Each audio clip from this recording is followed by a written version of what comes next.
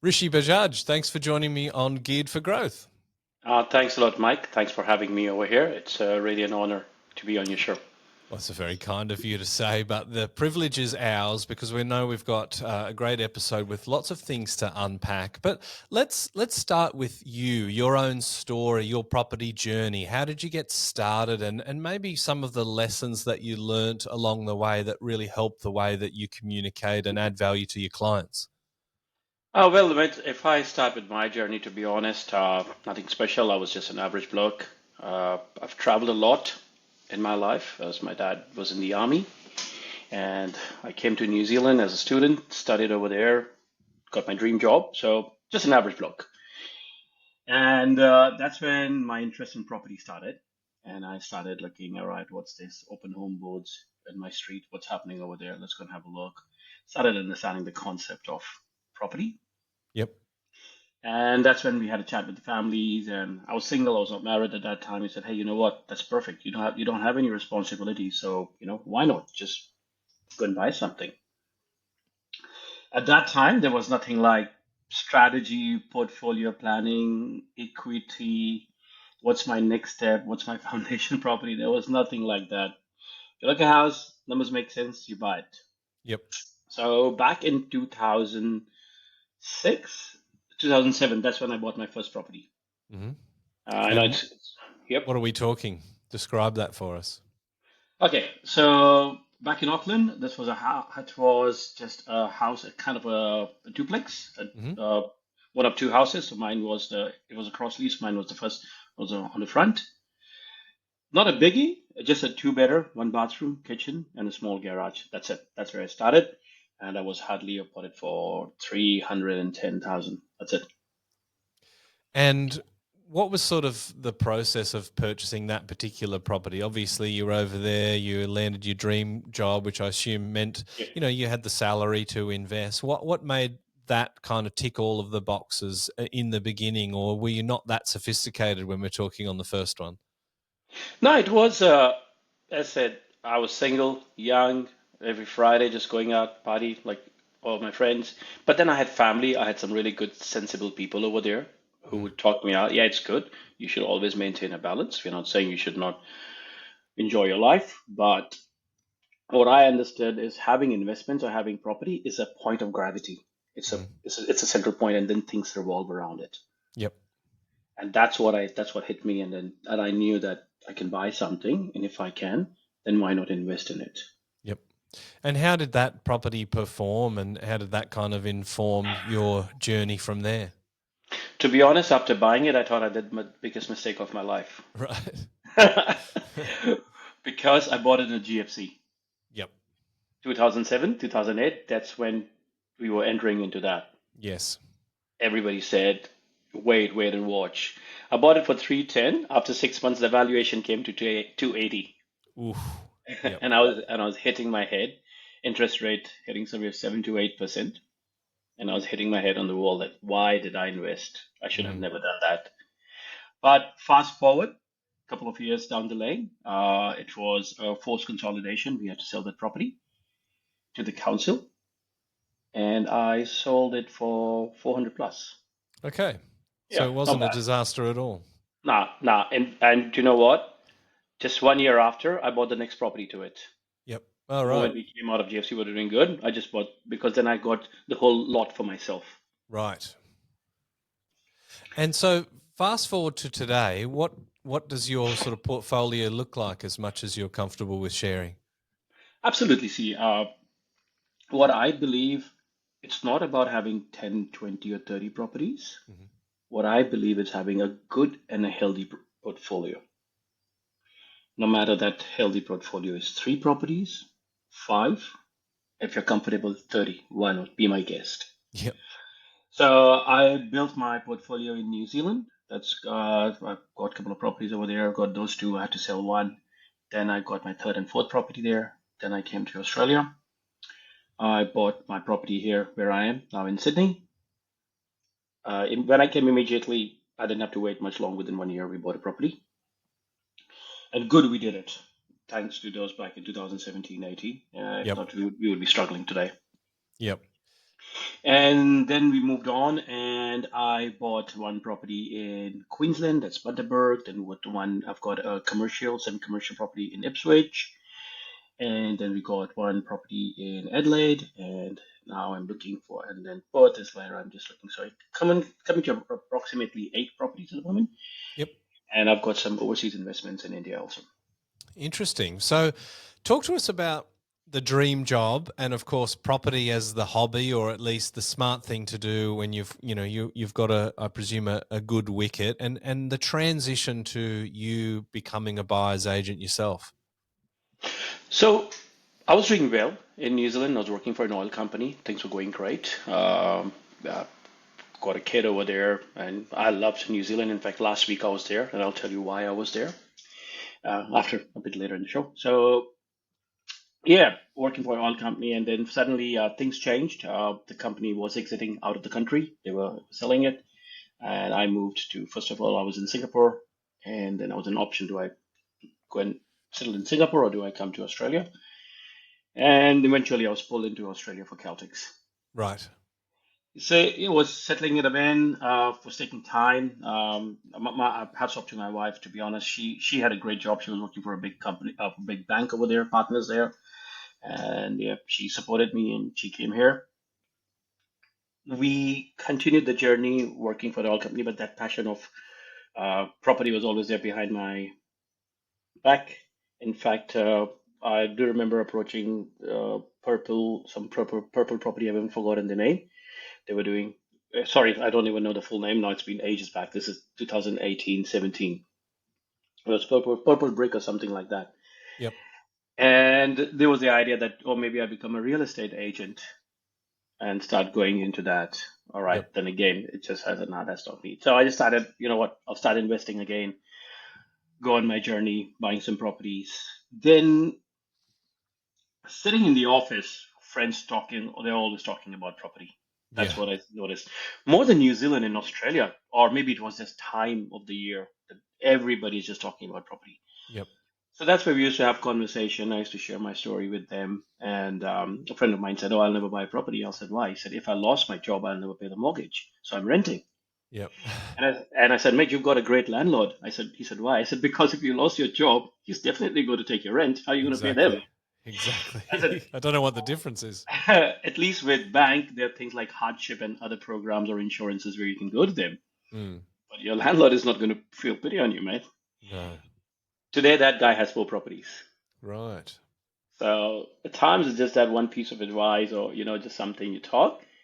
What clicks you and what picks you up. Yep. Most people probably look at buyers agents as having a lot of the answers or being quite successful in themselves, but many of the best ones that I've interviewed have made plenty of mistakes and have some scars and cite some of those issues or those bad deals as really good teachers. Was there a defining moment or maybe a deal that went wrong or even right that kind of changed your approach to investing that enabled you to sort of grow to that size of a portfolio? Oh, absolutely, mate. I don't. I believe every successful person who has been here. I mean, I'm driving to it. It's There are mistakes. You learn from it. Uh, that first property I bought, it was a forced consolidation because I did not do a due diligence. I bought it on the main road. Right. If I had bought it one street behind, today those properties over there are more than 1.5, 1.4 million. Mm. Unfortunately. Yes. Then a couple of mistakes I did. I did a home and land package, which is again not a bad deal, but then the construction got delayed. When the occupancy certificate came, it was not unconditional, it was conditional. Right. And due to that, the other properties in that area quickly got rented out. Mine also got rented out after a while, but it was a low rent because everything started filling up. Mm. And that's why I was telling you why I was in New Zealand last year. So part of a portfolio building, there are 3 phases we call about. One is acquisition. You Yep. buy quickly, as much as you can, as quickly as you can. Stabilization, let economy do the heavy lifting. So you've done your bit. You're paying the mortgage, you're paying the deposit, you're taking care of the maintenance, you're doing your hard work, Yep. and the property is also growing. Then comes consolidation. Now, Back in 2021, New Zealand was a hot market. We had a great decision. I was being told sell the property. It's a great market. Just sell it out. I did my numbers. I said, you know what? I don't need to sell it. Hmm. Why do I sell a property to buy a property? 2022, sorry. 3 years down the lane, economy didn't grow. Yep. So if I would have sold it at that time, got that money and invested somewhere, it would have grown. So at times consolidation is also very important Hmm. because you can't draw the equity, the market has capped, or the property is asking a lot of maintenance. Yep. Do you think one So of the challenges that we have there, Rishi, is that we've kind of been indoctrinated, and maybe this is more of an Australian influence, but certainly the way that I sort of grew up with property investment and hearing from the mentors and the experts mhm, was, it's not something that you sell. You buy and you hold, and there might be a time where you retire and you're consolidating and you're selling there, but yep, there was at least a narrative of like selling should be the last resort, or a very clear part of your end game right at the end of your investing career. But you're kind of saying, look, there are times and places, maybe well before you're looking at retiring, that it is actually the best choice to sell a property because of the opportunities somewhere else where you can employ that capital. absolutely, and that's correct. And that's why I was in New Zealand last week. So I had to see it's important, even no matter how far your property is. I flew 3 hours because it's always good and important. Yes, you have great agents. Yes, you have photos. But then when I was there, I said, like, yeah, mate, looking at the economy, looking at the oversupply, come on, you have 15,000 properties on the market and only 2,000 people to buy. Mm. And we do not know. Yes, the market is coming up. In fact, I heard a news about 1st of December rules changing in New Zealand regarding the LBR ratio. But Mm. how much effect is that going to have? Mm. So, yeah, consolidation. For me, it was an overseas. I could not use equity. I knew that. But then I was able to, it was a great yield. 6.3% yield is coming up. I'm happy. Yep, that's not But too bad. then, not too bad, but then it's not growing. And in fact, the market has become very, very stagnant at the moment. Yeah, yeah, yeah. When we sort of, I do want to unpack the what you sort of referenced before with the acquisition, the consolidation, or let's just say the stabilization, and then the consolidation. But I feel like what maybe needs to preface that is the why of investing, and I know that's something that you lean to quite a bit. You talk about the why, and that Mm, you think it's quite overlooked, and I'm inclined to agree with you. So when you're sitting down with an investor for the first time, do you yeah. help them to figure out the why they're investing, not just what they want to buy or focusing on the hotspot? Exactly, that's correct. So part of our journey is like when we do a discovery call is a quick 15, 20 minutes just to understanding what they're looking for. Are we even a match? Can we work together? What are their expectations? What do I look? It's important if they want to buy as agent. It's very important for me to also have a client whom we can work together. Yep. And my first question is, why do you want to invest? Okay, just because your friend is investing, just because great. So you're learning from him, but his journey, his financials, his risk taking capacity is different to yours. Mm. And everybody will come with a common answer. Capital growth and wealth. Great. Yep. Is property investing only your option, or do you have other options of investments also? Mhm. So it's kind of then they understand what I'm trying to unpack over here. I'm not just here to, all right, let's go and buy a property. No, more than a buyer's agent, it's more as a property investment strategist. So what's your end goal? And then let's reverse engineer to reach over there. Yep. And typically, what sort of end goal do people land on? Do they talk about having an unencumbered asset base of X at a time horizon, or is it all about the passive income that they're wanting to generate from property? I'm assuming that it differs, but from person to person. But is there one common kind of outcome? As like, yeah, people want to have X at retirement, or they want to retire early with a passive income. How would you define those sort of end games? So I would break them into three segments. Yep. Some people come who are very unrealistic. Yep. Oh, when I retire, I want 40 grand a month. All right, great. Thanks. Then the other two types are very commonality when people are saying, hey, you know what, I'm tired in my 9 to 5 job. Maybe I just want to come a bit part time. I can get some passive income. And they're realistic. They know it will not happen from day one. And the most common people are, hey, Rishi, you know what, we just want to have some property so that when we retire, we can have some source of income or we can have some legacy for our kids. Yep. That is where I would say 70%, 80% of the people are who are very realistic. And at the same time, they don't, I also tell them, be realistic means if your affordability is, or you can have a borrowing capacity of 1 million, but what's your holding capacity? Yep. Holding capacity means the rent minus mortgage and expenses. Yep. If you can hold that, then just go for it because I don't want you to buy 4 properties and then what are you doing? There is no hope. There's no life balance over here. You're not going on holidays. You're just restricting your outings. You can't even eat properly. You're just eating, baked beans out of the can. Mm. So when we talk realistic, when they look at cash flows, then that is when they realize, oh yeah, you know what, there's too much of noise outside. Let's be more realistic. Let's get grounded. I like that. Yep. And when you're having those conversations, do people typically have an answer to that kind of question on the why, or is it just something that's kind of like, oh yeah, well, I guess because broadly speaking, it's a good idea because you invest in something and it goes up, so you make more money. It's half and half. Many of them have no clue. Right. And I really liked it because those people are really honest. Yeah. Yeah. And no, we never thought about that. Oh, we have no clue. Oh, we've just been learning real estate. Oh, okay, this. Oh, great. And then some people go, oh, yeah, I know that this, it happens like this. Yeah. So it's half and half. Some people understand the concept of passive income because they have seen some success stories, they have seen some friends growing, so they understand that concept. And some people do not know anything about it.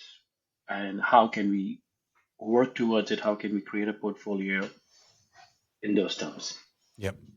So when we were talking about the structuring or the different phases, once you've Mhm. got that sort of first or second property, the structure, of course, becomes really important. Mhm. What's your advice on setting up a portfolio that can stand the test of time? Because you mentioned before about the cost of holding onto it. So from a finance structuring and diversification and risk management, and making sure that you do have the buffers in place to be able to ride the properties long enough to get that growth. What does that look like to you? How do you describe that to your clients? So when we understand either you're a first-time investor, that means you have a house and then you want to buy investment property, or you're just a rent investor. Mm-hmm.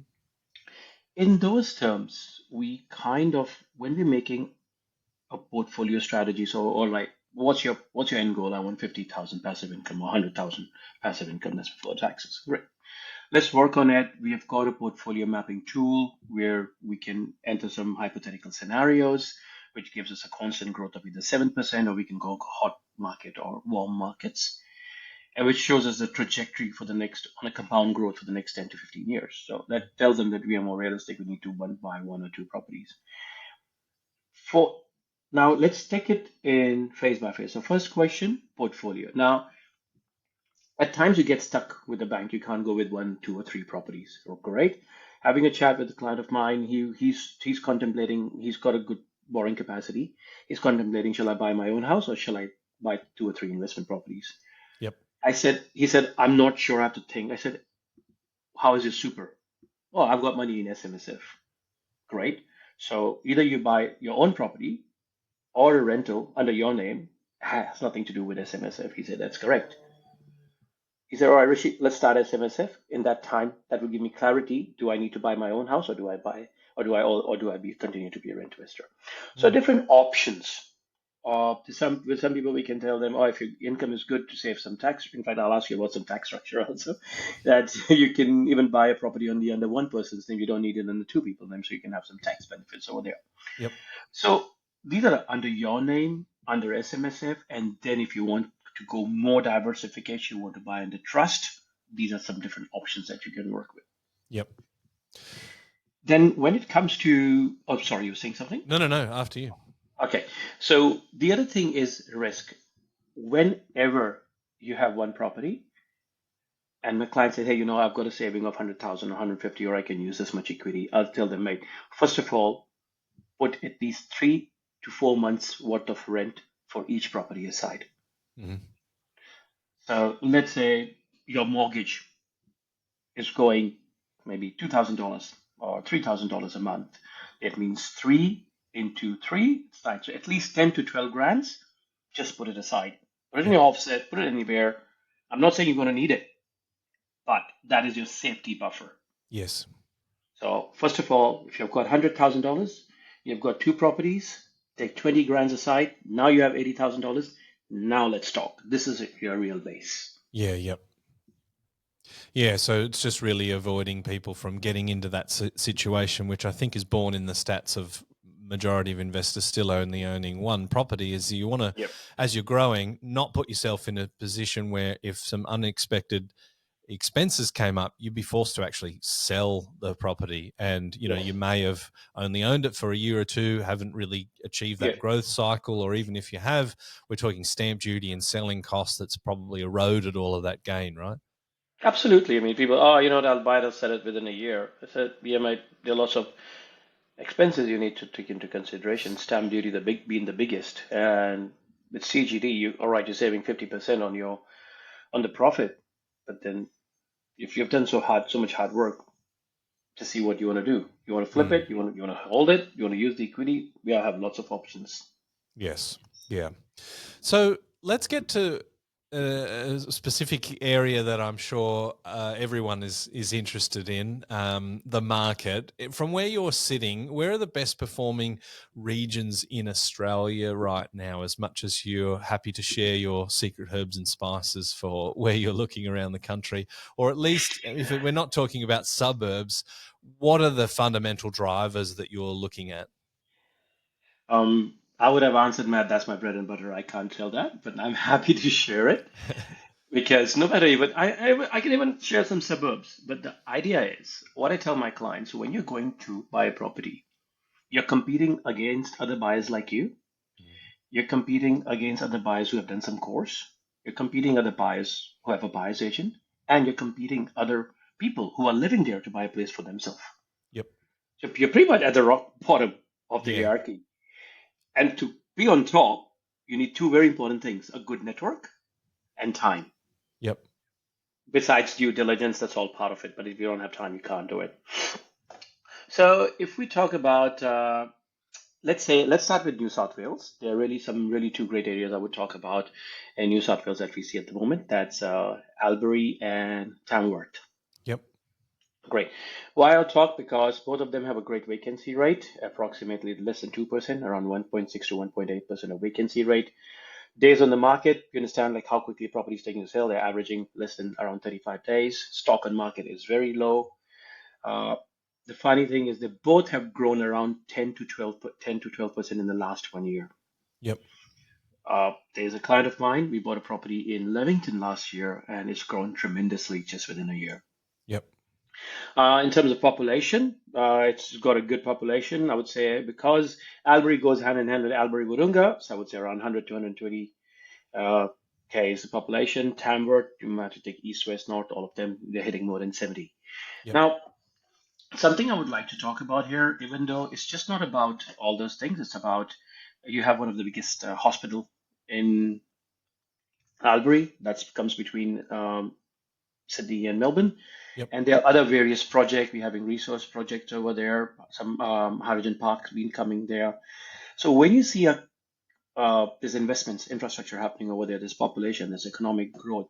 So you can see all these things are the driving factor that affects a place. Like you get some big wind farms and renewable energy happening in Tamworth. So these are the things that population is growing. They're investing in transport and education. They're investing in medical facilities. So they're giving a nice infrastructure for people to live over there.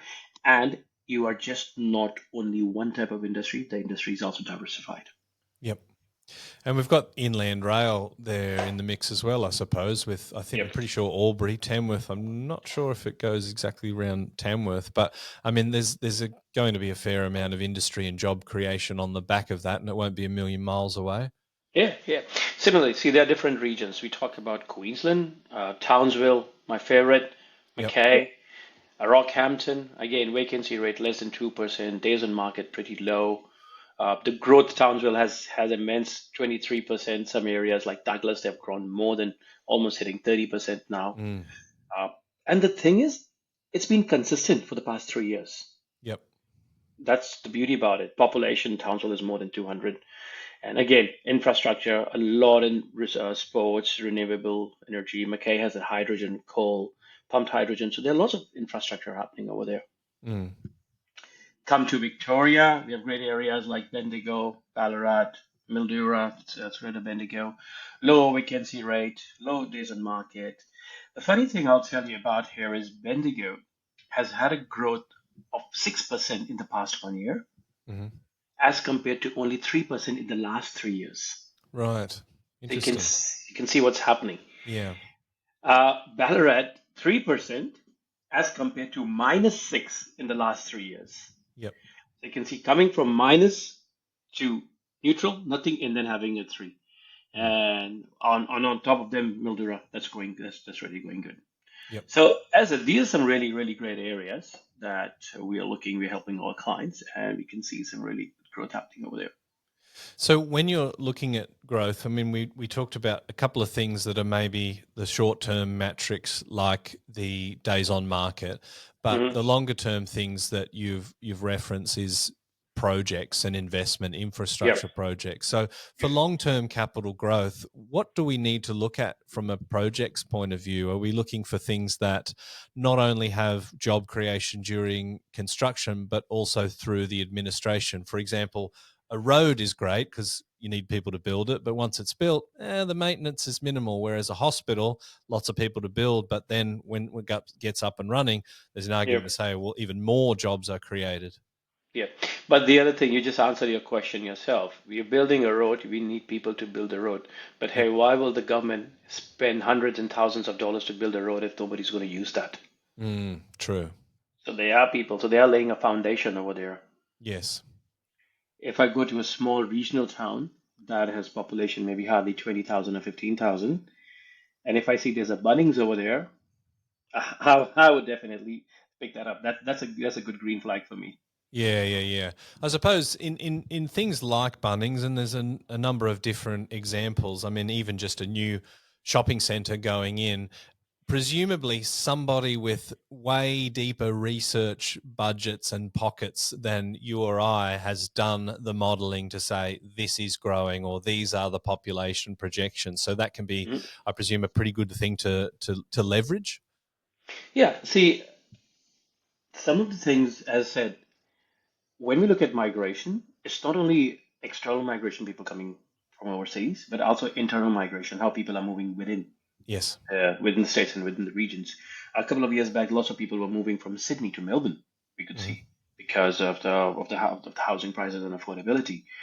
Uh, Correct me if I'm wrong with the data. I think Melbourne has more. It's more populated than Sydney, but Mhm. Sydney is more expensive.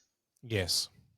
So yes, population is also important, but hey, Melbourne is more populated than Sydney, but we can't beat the prices in Sydney at the moment. Yes. So we got to look besides how the infrastructure is there, what is the government intending to do in that areas, what are the investments happening. Now, take the example of Darwin. There's a lot of infrastructure happening over there. There's a lot of people buying at the moment we have, but it's quite volatile at the same time. Yes. Some of my friends say, you know what, I'll just go sell it in 1 year and flip it out. I said, mate, there's a lot of hassle. You're investing, you're going to pay CGD, stamp duty. End of the day, if you're just going to make 20 grand out of it, do you think it's worth it? I Yeah. don't think so. Not from a risk reward point of view, at least. Absolutely, yeah. And unless you do kind of think, okay, well, I'm going to have it for 3 years and it's going to do 50 or 60%, then, I Mm, mean, you can model it yourself and go, okay, well, these are the costs getting in. This is the capital gains tax. This is what I'd actually get based on my marginal rate and then yep, selling costs and all that sort of stuff.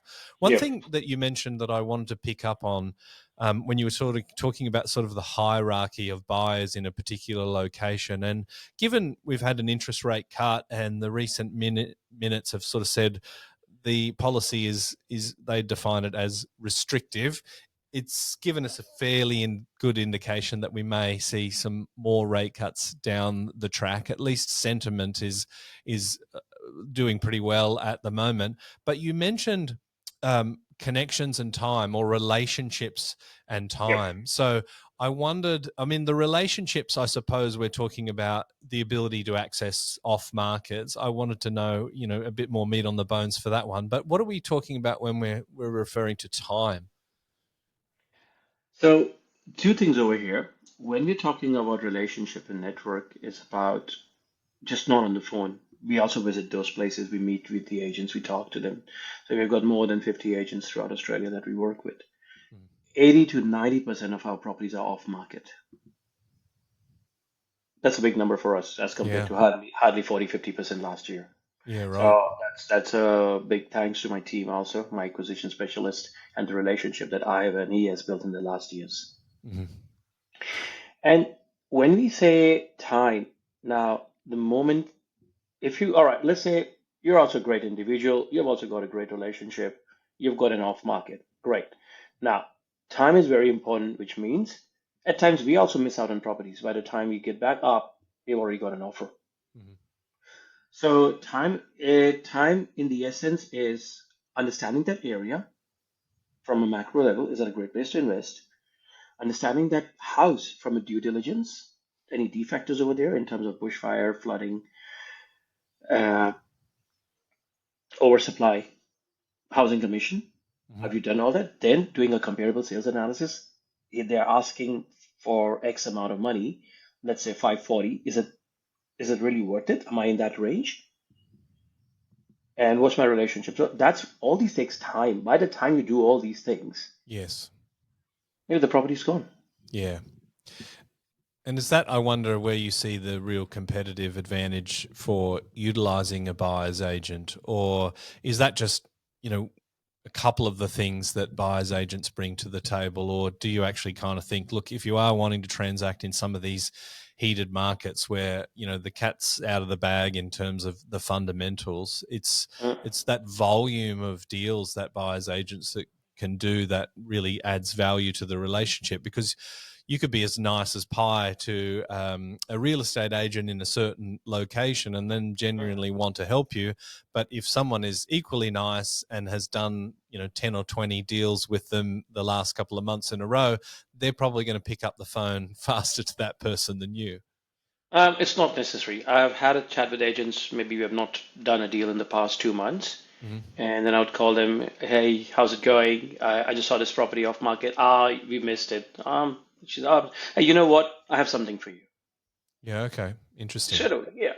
So great. At times, when you're also getting a lot of volume, it's not important that you have a great relationship with them because it's very transactional. Yes. And I work with my clients not on a transactional basis, it's more of a relationship basis. Yep. Yep. So to kind of finish us off, I know that you focus a lot on the why of investing, the mindset, obviously the due diligence that you put into the research and the locations that you're transacting in. If you can tie all that in a bow, where do you kind of see the people that maybe inquire with you, or just a general observation of property investors? Where are we getting it wrong? Where are we stuck? What are the things that are making us miss out, or just that are getting us stuck in this inaction loop? Couple of things over here. Let me try to remember what you all said. So, starting off, the kind of people who come to me, majority are first-time investors. Mm-hmm. Okay.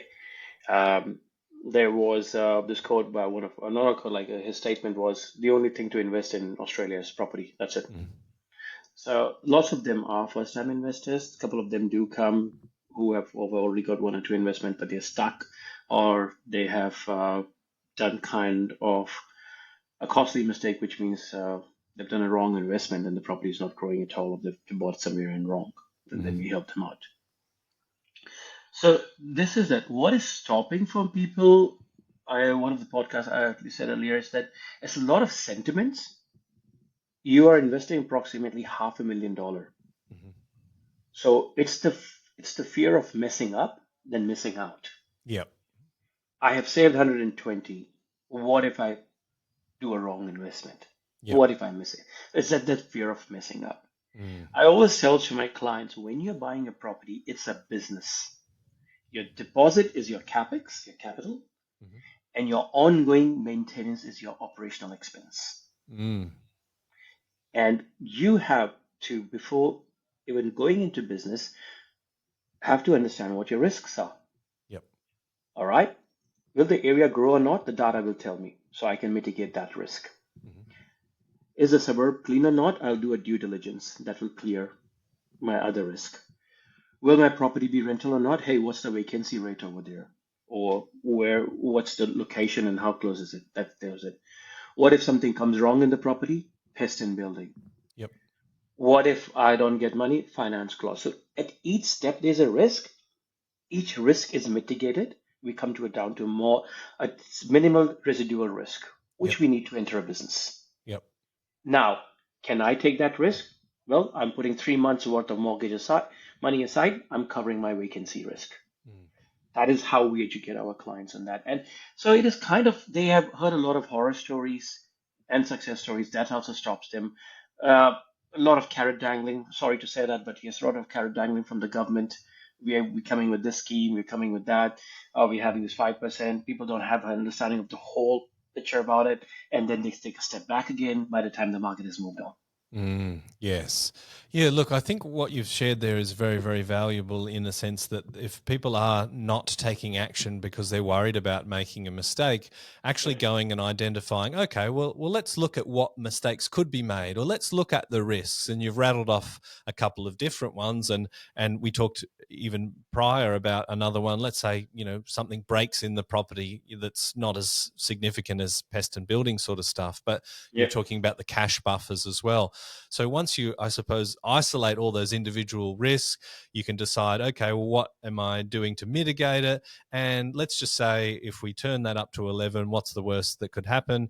Then you might go, okay, well, even if that happened, which is very unlikely, I'm actually okay. I can work with it. So maybe it's forcing people to do that little bit of step-by-step work so that they can remove those barriers to actually get into the market. Because if we're talking about someone that's sitting on the sidelines, if we go back to the last couple of years, there's a lot of places in Australia, and I would say probably most, where there would have been some gains. And if people were Mhm. sitting on the sidelines, in and around the beginning of COVID, they've potentially missed, 30 or 40% growth in a lot of markets from that point Yeah. onwards, right? So I think that's a pretty powerful way to finish off, Rishi. So thank you very much for sharing that quite macro sort of look at property investing with some really actionable and great Mhm. tips. And let's catch up in the future and see what's new for you and your portfolio as well.